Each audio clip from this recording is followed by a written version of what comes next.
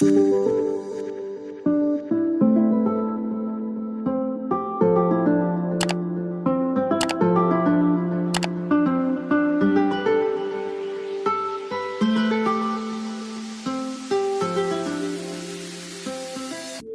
back to Restoring Sean. Today we are in episode 12, where we will leave behind the confines of any of the buildings on the property and enter the great outdoors of a sketchy street in a not-so-safe neighborhood. If you're new to the channel, I post a new video every Wednesday morning where I do some sort of a skedaddle into all of the work that went into restoring my very first house, the Manor. All opinions are my own, never assume I have the correct answer, and did you know a fear of long words is called hippopotamonstrosa scriptaliophobia? This in and of itself is 36 letters long. Now you do. Let's get started. When we talk about the Manor, the inside of the house is truly synonymous with the outside of the house. From the listing photo alone, you could already tell there were going to be issues with the yard. And that was with it covered in snow. Who knew what it was going to look like once it was melted? The next 3 episodes revolving around the Manor will sort of be told through installments, with this being the first. You're gonna see progress on the house exterior itself in this episode, but I won't really be commenting on that because that is left for the episode 2 weeks from now, where we will be covering the exterior. Additionally, you'll see a fence being built, and I'll briefly address it, but that is best left in bulk for next week and part 2, where we will cover the patio and the side yard. So the front yard, when we look at the listing photos, will show several things that will eventually be rectified. On the right in this photo, there's the wonky beam trellis that was weathered and tipping over. Then you've got the gangway, or really the walk the plank sort of thing, that led to the deck. And then on the left, you can see in the lower corner one of the raised beds, of which there were 6 in the front yard. And lastly, see that angled roof thing on the left? I've mentioned before that the crafty lesbians that own the house before me took the gutter off of the roof on this side of the house, and that was to let the rain fall onto the slanted edge that they'd made, into the gutter, and then across multiple rain collection barrels in the side yard. A couple of months after the listing photos were taken, I was ready to move into the house, and the yard had, in a word, sprouted. I eventually discovered the house had been vacant since the previous summer, and that the yard had looked extremely rough at that point in time as well. But this was what it looked like from the street the day before I moved in. Overgrown is an understatement. And right now you may be thinking, okay, well, it's just some weeds and plants. And you're right. It is. But seeing as I had no equipment for lawn care, I was single and broke from buying a house which had all of my spare money being funneled inside of it for paint and supplies to that. I couldn't do anything about this. I mean, yes, I could pull things out of the ground and then leave them in decaying piles of vegetation in the yard, but that hardly looks any better than just leaving it as it was. So because I couldn't do anything about this, in mid-July, when my dad, sister, and brother-in-law came out for their very first visit to the Manor, the one where we worked on the built-in in the dining room and replaced the kitchen ceiling, this was what the yard looked like. And, well, I'm not gonna say I'm proud of this, because I'm not, but it is what it is.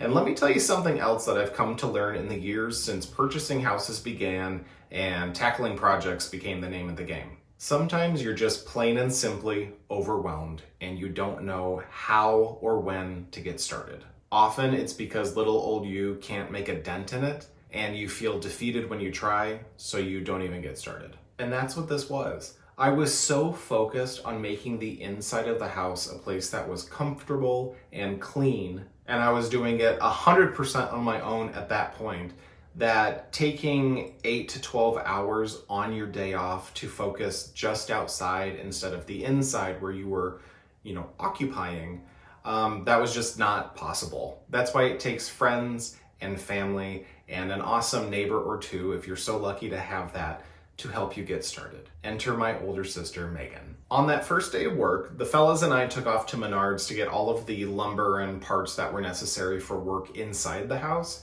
And Megan decided that her contribution for the weekend was going to be getting started on the rainforest of weeds in the front yard. Let's break down a couple of these photos first. On the one side of the gangway, you had the forest of milkweed. It is easy to pull out of the ground, as it really just slides right out of the dirt, and then you can bend the stalk in half or into thirds, and then it's done. But there were hundreds of stalks. Then there were the new growths of maple and oak trees coming up, some unruly bushes that had once upon a time been nice, and then whatever was going on in the raised beds. On the other side, in addition to all of the aforementioned, you had the raspberry bushes. I am not a huge fan of eating raspberries, and I'm even less of a fan of the plant. There's only one man who would dare give me the raspberry. Lone Star! Raspberry bushes don't spread across the ground apart from they grew a little bit bigger and bushier. They spread by sending shoots underground that pop up maybe 5 to 10 feet away and a new plant starts. So they're invasive when you have them. They're just everywhere. They were everywhere. And they were popping up all over the front yard. They went down the whole side yard of the house. They were the bane of my existence that first summer. And in addition to being invasive, they're difficult to remove because they're prickly. They have thorns on them, and some of them are thick thorns and some are very wispy hair-like thorns. And they tend to get into your gloves whether they're protected by leather or rubber or whatever. There was also a wider variety of weeds on this side of the yard. A lot of them were flowering, but they were still weeds, plus a strawberry patch in one of the raised beds, and then walking garlic, which is a really neat thing. If you've never seen walking garlic, it grows upward, surprise, but when it gets too heavy, it falls down and replants itself and starts a new stalk. So it was pretty cool. By the time we got back from Menards, almost 2 hours had passed and Megan had already torn through almost half of the front yard. This was awesome. And overall, the work wasn't incredibly or impossibly difficult, because it wasn't, but the sheer amount of work it was going to take to do this was insane. And Megan just diligently and carefully went along her way, excavating the yard, listening to her music, and doing her thing. Since I wasn't needed in the house very much, I decided that I would be of better service outside helping Megan, and then I'd go in the house whenever my dad or Tony needed help. Looking back at the blog that I wrote about it, we collected over 30 bags of yard waste that weekend, which is just nuts, but Minneapolis was really great in that it would pick up your yard waste when it was in one of these paper bags.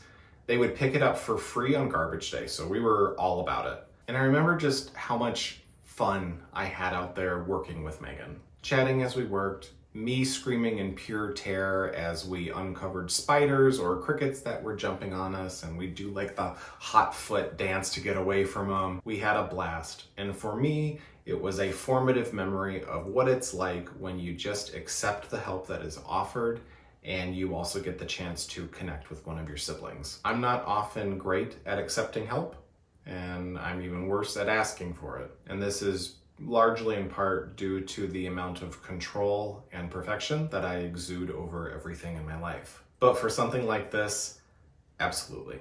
And while it still very much looked like a witch's house, it was starting to change on the outside, and I was beginning to feel at least some bit of pride in my home.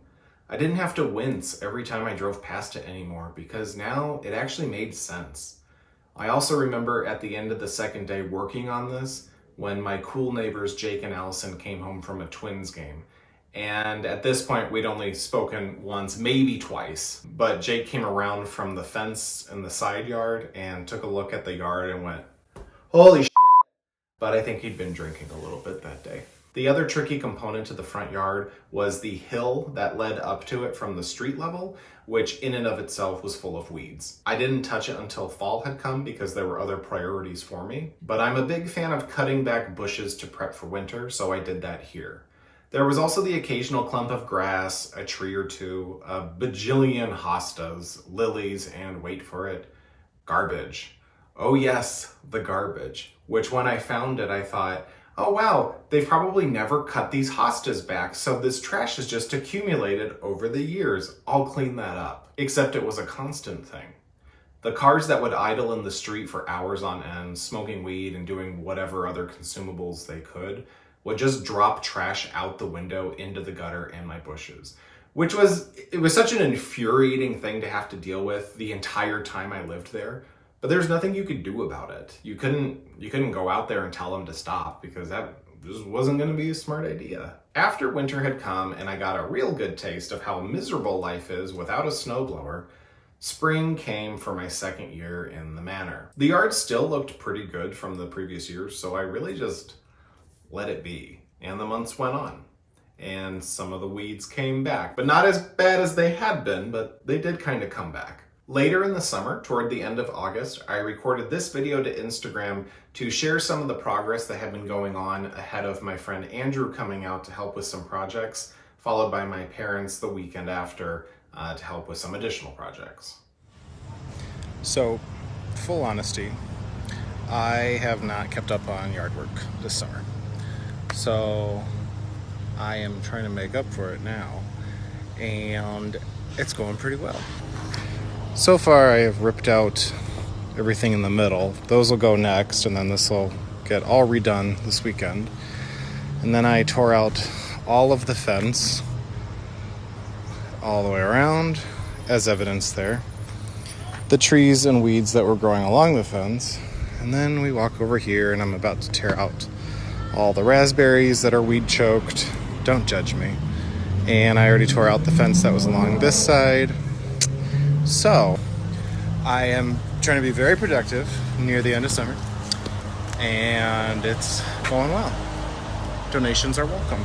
Here is a photo of Andrew digging out the roots of one of the several trees growing along where the fence that bordered the yard had been, and while he was doing that, I was ripping out the plants in the front planter. With my parents coming out a few days later for some work to install new screen doors on the house, my mom was going to be getting her hands dirty doing some gardening. I wanted everything prepped and ready so that the work was really just going to be the pretty work and not the demo of ripping weeds and bushes out of the ground. After a trip to Home Depot for plants, while my dad stayed behind and worked on the doors, we were able to get started on planting my favorite tall grass, which is Carl Forster grass. I love it, plain and simple, and it will probably be featured quite heavily here at the current house because it is very hardy, it grows tall, and it's got great movement in the wind, and it stays up all winter long, so there's something to look at. But at the manor, it was just 4 plants that we put in, as well as these purple flowers that I don't recall the name of at all. The grass and flowers didn't take off like crazy, probably because we were coming into the colder months shortly,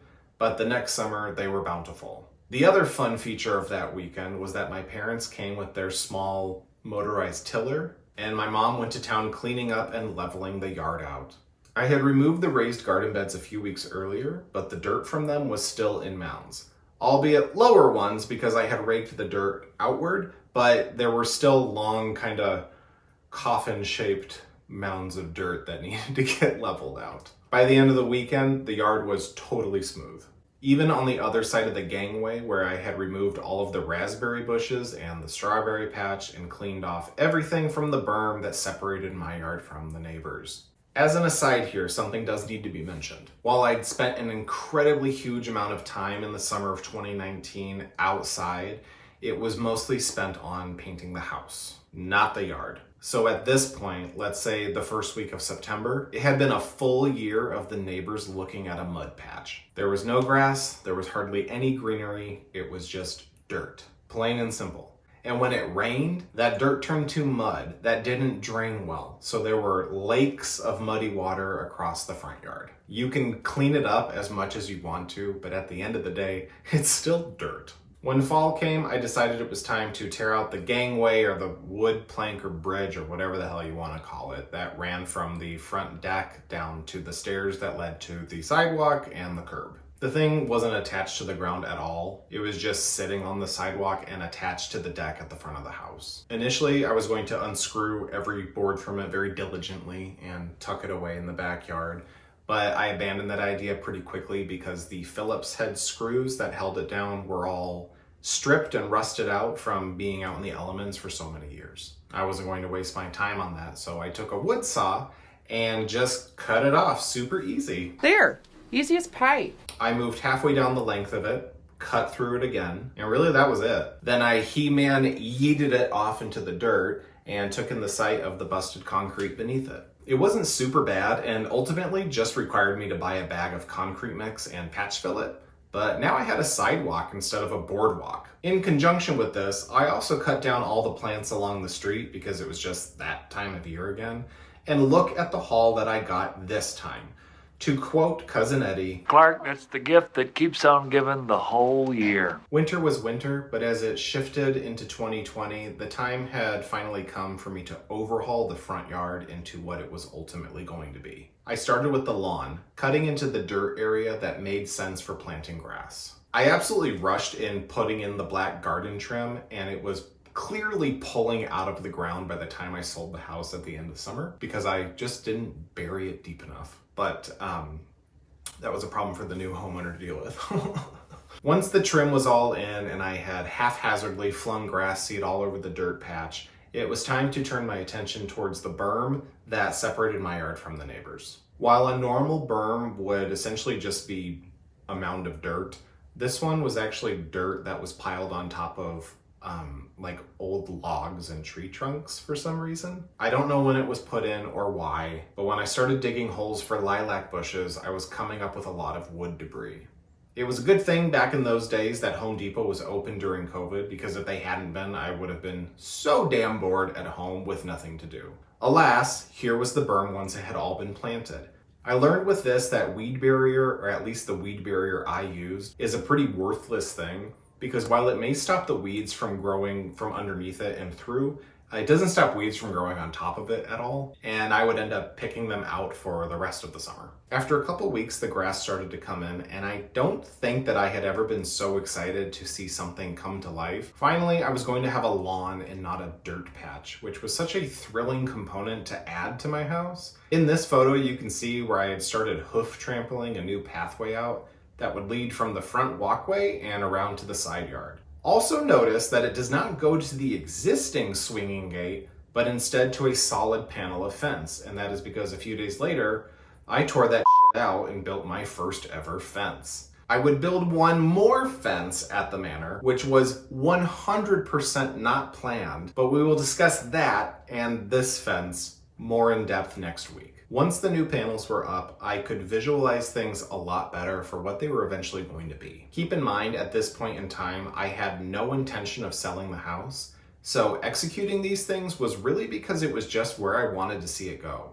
You see, I wanted the deck on the front of the house to extend all the way to the fence, and this photo shows what I'm referring to, where I laid down a couple of boards just to illustrate how wide the deck was eventually going to be. I'll also discuss this choice more in depth in 2 weeks when we go over the exterior of the house. Today is the yard, everyone, so quit yelling at me. It's a learning process. I decided that the tree planted in front of the house close to the deck, I didn't want it there any longer because I felt that it was planted a little too close to where the deck was going in.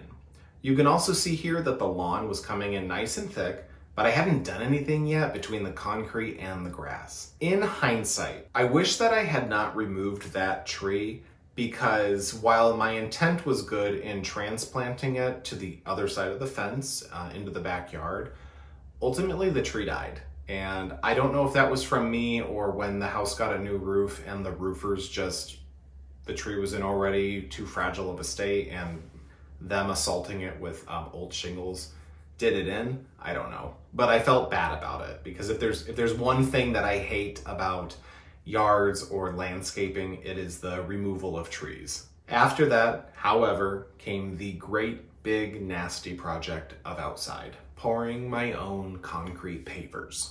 If I had more money at my disposal at the time, this could have been executed so much better than it actually was. But seeing as it was just me in 2020, I could only afford one plastic form to use. I also didn't know anything about renting a cement mixer. I still don't, to be fair.